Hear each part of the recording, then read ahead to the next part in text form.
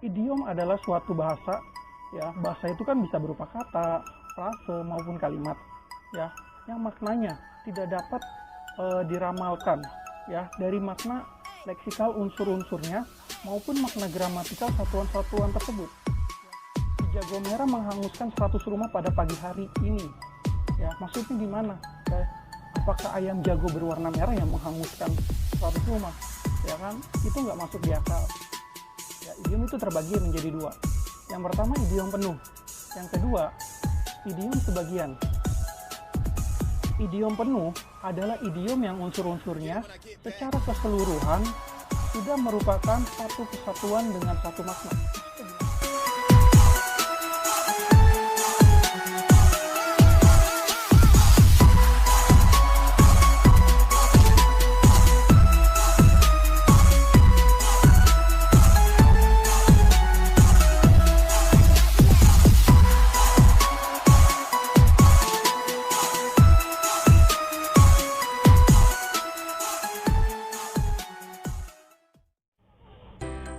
Assalamualaikum warahmatullahi wabarakatuh. Selamat pagi adik-adik. Kita kembali lagi di pelajaran semantik bahasa Indonesia. Sebelum kita belajar semantik bahasa Indonesia dan melanjutkan materi selanjutnya, langkah baik kita berdoa menurut agama dan kepercayaan masing-masing. Semoga apa-apa yang kita harapkan dapat kita peroleh hari ini, ya, baik itu saya sebagai pengajar ataupun kalian sebagai pelajar, ya. Berdoa dimulai.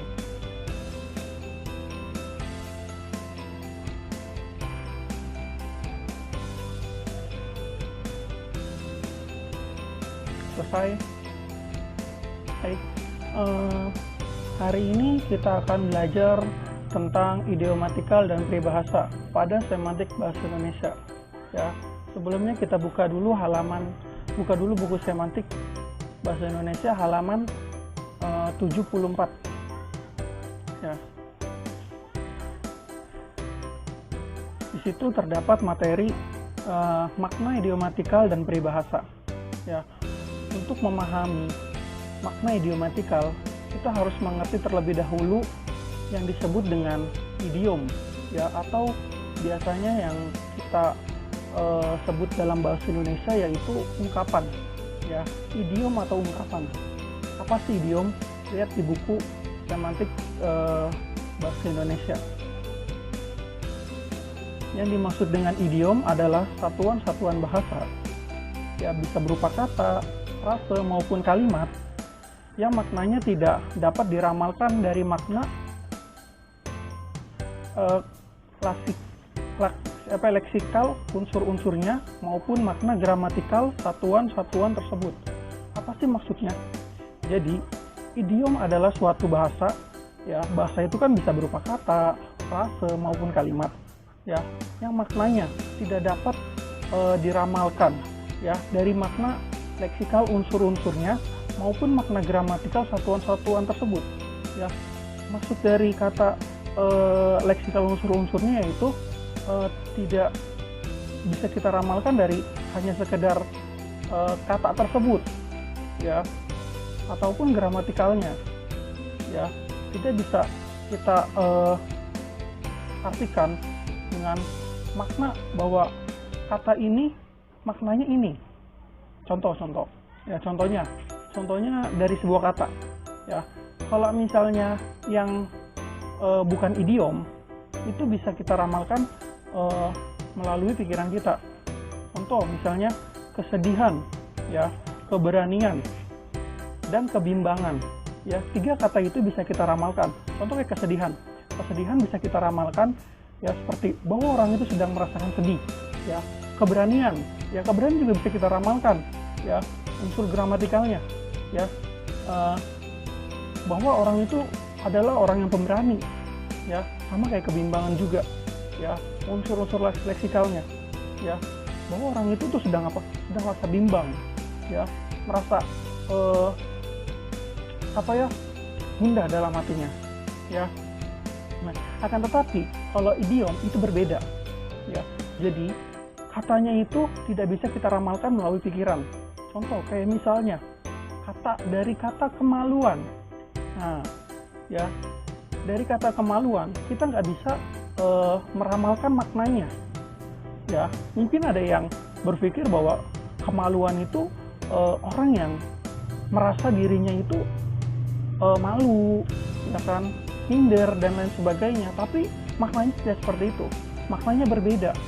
Ya, berbeda dari apa yang dituliskan. Ya. Nah, itu contoh dari kata, ya. Kita ambil contoh dari frase. Ya. Contoh dari frase, contohnya yaitu biasa kita kalau misalnya mendengar rumah kayu, yang ada di pikiran kita itu adalah rumah yang terbuat dari kayu. Ya. Rumah yang terbuat dari kayu. Akan tetapi ketika kita mendengar kata rumah batu, ada dua makna. Yang pertama, ya, rumah yang terbuat dari batu. Yang kedua, yaitu tempat pegadaian. Ya. Jadi yang disebut dengan idiom itu, ketika kita mendengar kata rumah batu, ya maknanya bukan rumah terbuat dari batu, melainkan ya tempat pegadaian. Ya, jadi ya apa yang tertulis tidak seperti yang kita artikan, melainkan terdapat makna lain. Ya, itu yang disebut maknanya tidak bisa diramalkan. Ya, nah ada contoh lagi seperti meja hijau. Ya kan, bukan meja yang hijau. Ya, tetapi makna meja hijau di sini yaitu tempat pengadilan. Ya, bukan meja yang berwarna hijau, melainkan tempat pengadilan. Ya, itu makna sesungguhnya. Ya, terus masih banyak lagi contoh-contoh idiom dari frase. Ya, kayak lintah darat. Ya kan, lintah darat itu bukan lintah yang hidup di darat, melainkan rentenir. Ya kan, buaya darat. Ya, bukan buaya yang hidup di darat, tapi apa? Orang-orang yang suka gonta-ganti pacar, gonta-ganti pasangan. Nah, ya itu disebut buaya darat. Ya. Nah, terus juga ada yang namanya hidung belang. Bukan hidungnya yang dibelang-belangin, ya kan? Bukan hidungnya yang belang putih, belang merah. Tapi apa? Tapi orang yang genit, suka menggoda orang lain. Ya, suka menggoda wanita-wanita lain. Ya, itu disebut hidung belang. Ya. Terus ada apa lagi? Kembang desa. Kembang desa itu bukan kembang yang tumbuh di desa, melainkan apa? Seorang wanita atau gadis yang apa? Yang dia itu paling cantik di desa tersebut. Ya, idaman para laki-laki di desa tersebut. Itu disebut kembang desa. Ya. Terus apa lagi? Ada yang namanya besar kepala. Besar kepala bukan berarti kepala kita besar. Akan tetapi kita susah ajak kompromi. Ya, keras kepala atau besar kepala itu merasa sombong. Ya, merasa sombong artinya. Ya, terus kecil hati. Kecil hati itu bukan berarti hatinya yang kecil, tapi apa? Orang itu merasa minder. Ya, dia nggak percaya sama kemampuannya. Itu yang disebut dengan ya, terus apa lagi? Panjang tangan. Ya, bukan berarti tangan yang panjang, tapi apa? Itu bisa disebut dengan maling atau copet, ya kan, yang tangannya tiba-tiba masuk ke kantong orang, ya kan, ngambil duit orang. Itu yang disebut panjang tangan. Ya. Nah, terus apa lagi? Kambing hitam. Ya, bukan kambingnya berwarna hitam, tapi apa? Orang yang disalahkan. Ya, orang yang dikambing hitamkan. Ya, orang yang disalahkan. Orang itu nggak bersalah tapi dia disalahkan. Nah, terus apa lagi? Tikus kantor. Bukan tikus ada di kantor, tapi apa? Orang-orang yang suka korupsi, orang-orang yang suka makan uang rakyat, itu yang disebut dengan tikus kantor. Ya, terus apa lagi? Raja hutan. Ya, bukan raja ada di tengah-tengah hutan, melainkan apa? Seekor binatang yang merajai semua binatang.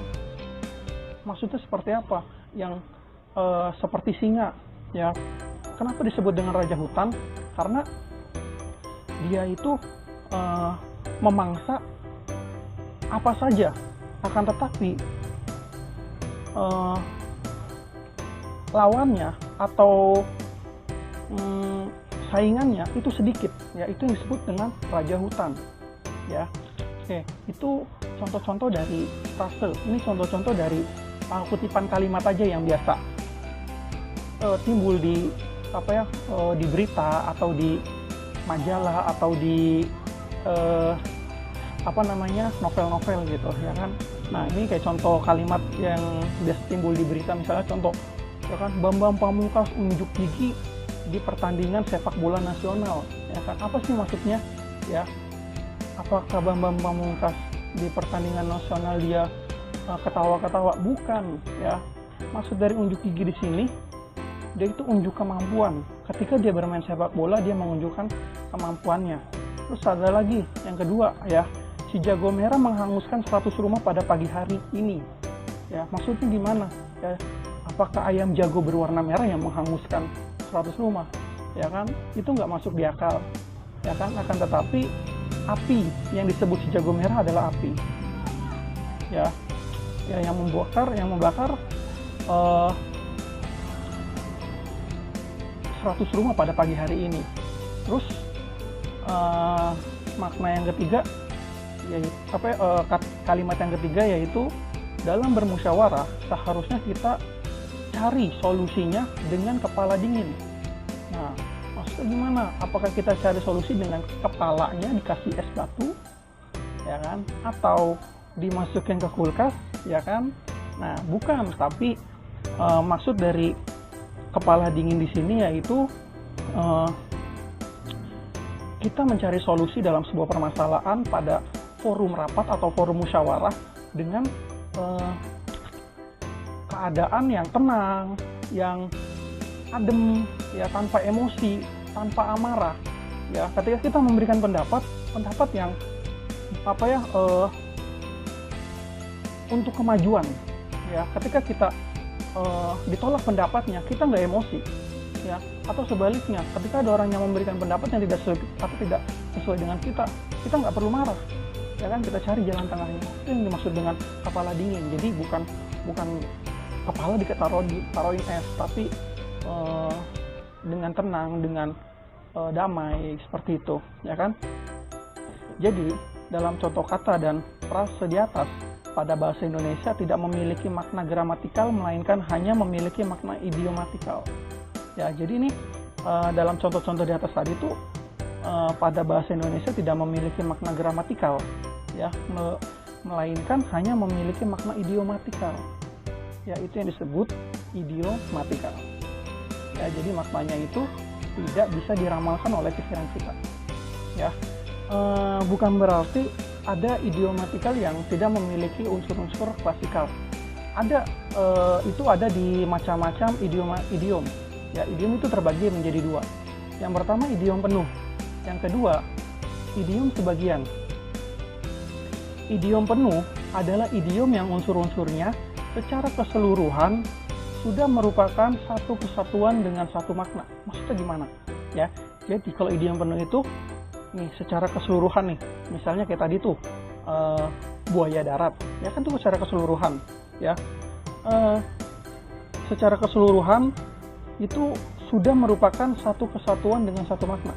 Nah, jadi dari dua kata tersebut, buaya, darat, itu secara keseluruhan, ya kan, dia itu sudah pada kesatuan satu makna. Ini buaya, darat, dari dua kata itu kan secara keseluruhan itu satu makna, yaitu apa? Orang yang suka gonta-ganti pasangan, ataupun meja hijau, ya kan, itu kan seluruh kesatuan, ya kan, seluruh kesatuan, ya.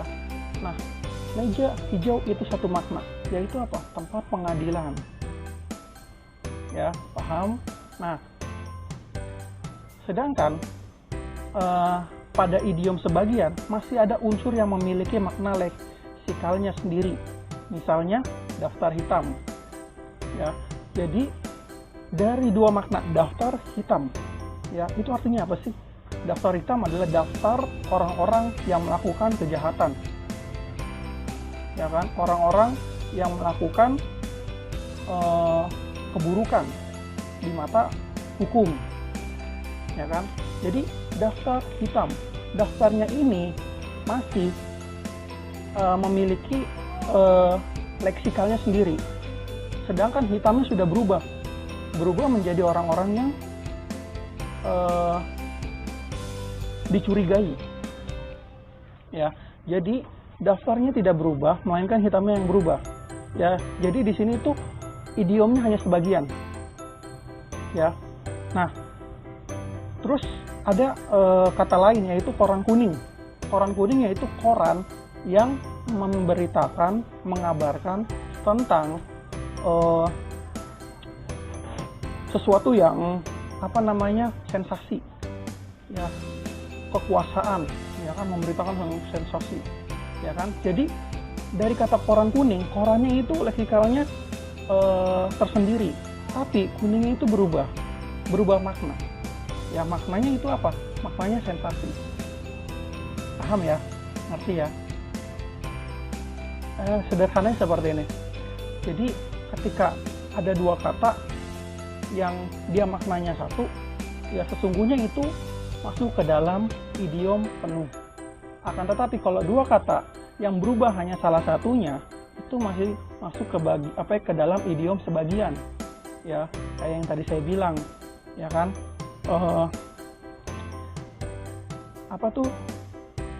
Ini koran kuning, korannya itu tetap, kuningnya yang berubah, ya. Atau daftar hitam, daftarnya tetap, hitamnya yang berubah. Paham ya? Oke. Jadi kesimpulannya apa? Kesimpulannya idiom adalah kata yang menyimpang. Jadi idiom adalah kata yang maknanya itu tidak sesuai dengan apa yang kita baca, ya. Jadi menyimpang dari kata tersebut, ya. Nah, apapun bentuk katanya, maknanya berbeda, ya. Contoh yang tadi saya bilang itu kayak buaya darat, itu kan bukan berarti buaya yang hidup di darat, melainkan orang yang gonta-ganti pasangan, ya kan. Nah, jadi kesimpulannya adalah idiom adalah kata yang menyimpang, yang sulit untuk kita ramalkan dari apa yang kita baca. Oke. Sekian dari saya karena waktunya terlalu singkat dan sebentar lagi sudah masuk ke jam istirahat. Mungkin apabila ada pertanyaan bisa dipertanyakan. Pertemuan selanjutnya esok hari kita masih bisa bertemu, ya. Mungkin kita ulas sebentar, kemudian kita coba untuk berdiskusi kira-kira apa yang sulit diterima dan apa yang kira-kira sulit untuk dimengerti, ya. Sekian dari saya, kurang lebihnya mohon maaf apabila ada kata-kata yang salah dan kata-kata yang kurang dimengerti, mohon dimaaf. Selamat siang, assalamualaikum warahmatullahi wabarakatuh.